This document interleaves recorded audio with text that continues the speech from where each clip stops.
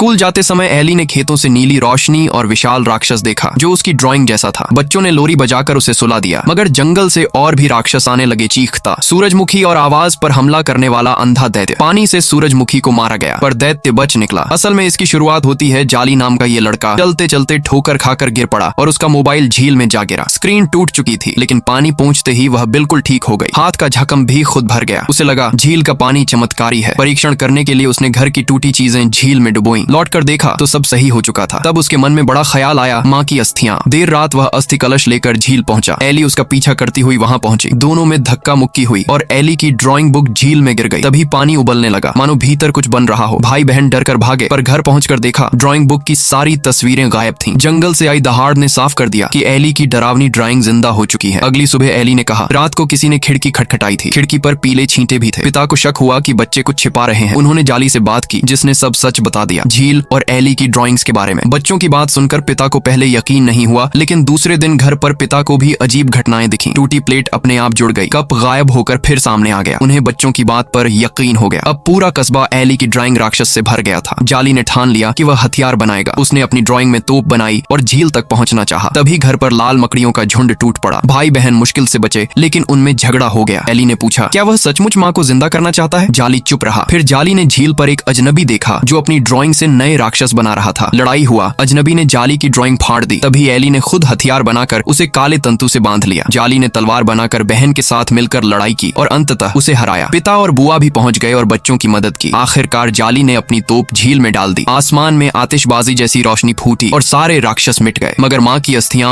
अब राख में बदल चुकी थी, जिसे लड़का झील तक नहीं ले जा सका। जाली पहली बार पिता की गोद में फूट फूट कर रोया। माँ की मौत के बाद वह हमेशा मजबूत दिखता रहा, बहन का ख्याल रखा, पर असलियत में उसका इच्छा पूरा न हो सका।